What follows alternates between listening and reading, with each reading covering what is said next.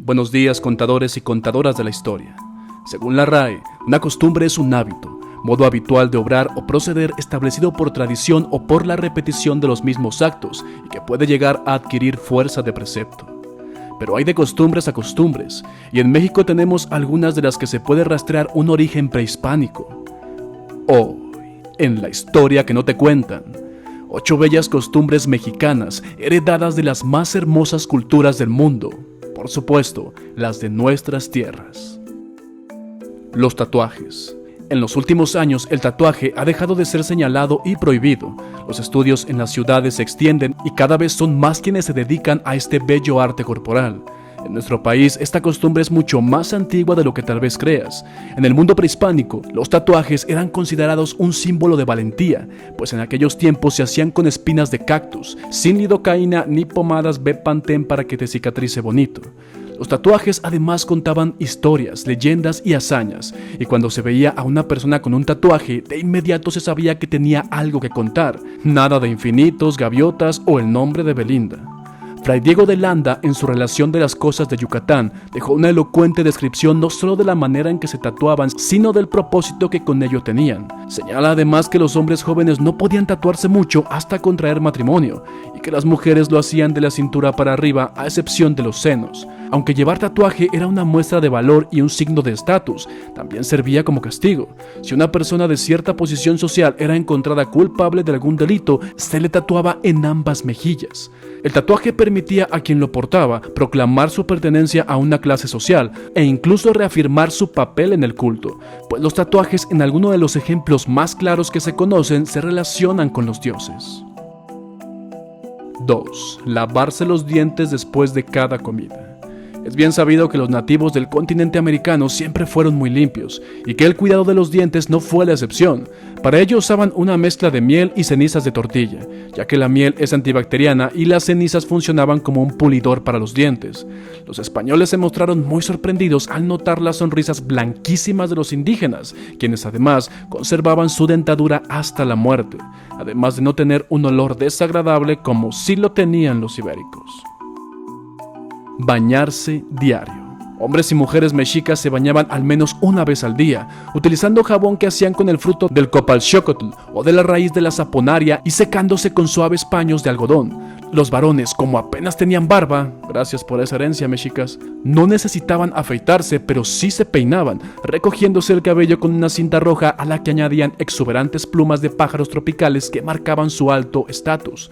Las mujeres, por su parte, se peinaban con la raya en medio y 2 trenzas recogidas en lo alto de la cabeza, con las puntas hacia arriba si estaban casadas. Al llegar los españoles a nuestro continente, notaron que la población era extremadamente limpia, que el baño era parte de la rutina diaria de aseo personal, lo que contrastó con las costumbres del viejo mundo, donde el baño no era ni muy apreciado ni muy buscado. El chile. Hoy en día para los mexicanos comer sin chile es comer incompleto. El consumo de este producto es tan recurrente en México porque produce cierto placer. Al comerlo, debes saberlo, se liberan dopaminas que ayudan al disfrute, así que es fácil comprender por qué 90% de los platillos mexicanos lo contienen. Los mexicas no solo consumían el chile, sino que le daban varios usos: militares, medicinales, comerciales y aún pedagógicos. Pues un poco de humo de chile inhalado servía para corregir a la infancia testaruda. ¿Y cómo no? El chile fue primordial para los antiguos mexicanos. En las ciudades de Teotihuacán, Tula y Monte Albán, por ejemplo, se han encontrado vestigios de un amplio consumo de chile entre sus pobladores. Los mexicas habían desarrollado una cultura del chile, muchos de cuyos aspectos perduran hasta nuestros días. Actualmente la cocina del chile es estrictamente hablando nacional. Es lo que nos define frente a otras dietas y cocinas del mundo. En México ha llegado a ser casi un símbolo patrio. Las peregrinaciones del Tepeyac.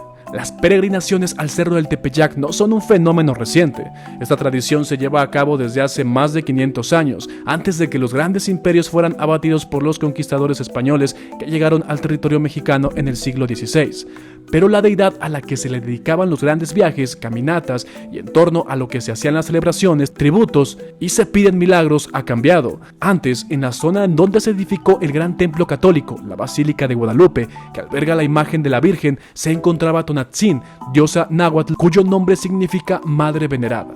Esta figura, también identificada por algunos historiadores como Cihuacóatl o Centeotl, era para los mexicas la madre de todo lo que existe. De los humanos era la pareja divina que creó el mundo. En algunas ocasiones se le identifica como la madre de Quetzalcóatl y en otras como su esposa. Fray Bernardino también fue una de las personas que se dio a la tarea de narrar las costumbres de los indígenas y respecto a esta celebración escribió: en este lugar tenían un templo dedicado a la madre de los dioses, que ellos llaman Tonatzin, que quiere decir nuestra madre. Allí nacían muchos sacrificios en honra de esta diosa y venían a ella de muy lejanas tierras, de más de 20 leguas de todas las comarcas de México, y traían muchas ofrendas. Venían hombres y mujeres y mozos y mozas a estas fiestas. Si quieres saber más de Tonatzin, te invito a ver el video La Virgen de Guadalupe, el origen de su veneración. Te dejo el link en la descripción. Comer raspados. Se cuenta que el señor Moctezuma II, señor de Tenochtitlán, ordenaba traer nieve desde el volcán Popocatépetl solo para que le fuera preparado un manjar hecho de nieve, jarabe de frutas, flores, vainilla o miel. Era un postre tan exclusivo que solo la nobleza podía consumirlo.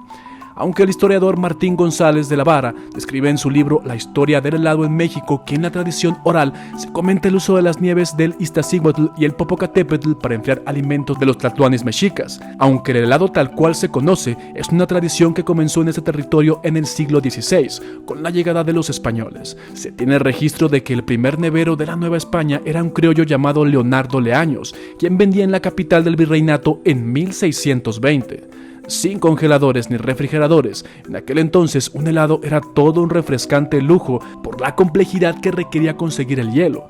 Los neveros contrataban a personas que vivían cerca de las cimas nevadas para que cada día llevaran hasta sus establecimientos 2 o 3 cargas de mulas con hielo. Haya sido como haya sido, la próxima vez que disfrutes un delicioso manjar de estos, piensa que te estás dando el lujo de un verdadero tlatoani mexica. Hablar en diminutivo.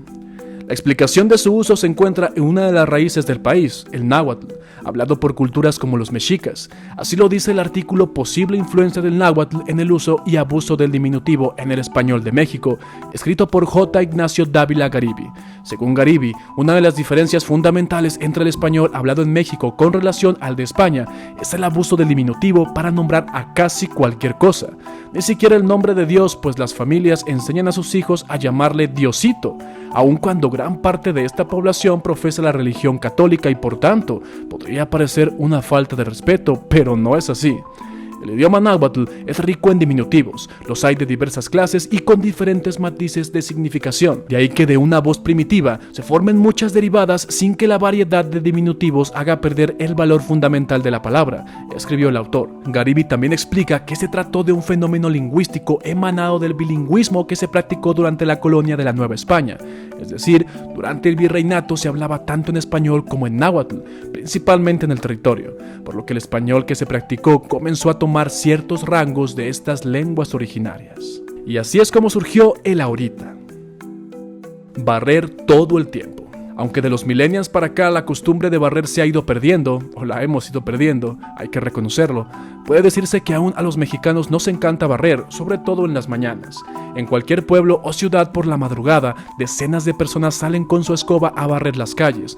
Más allá de un hábito de limpieza básica, muchas personas parecieran tener simplemente la costumbre o provechosa maña de tomar la escoba para barrer cuando llega un momento de ocio.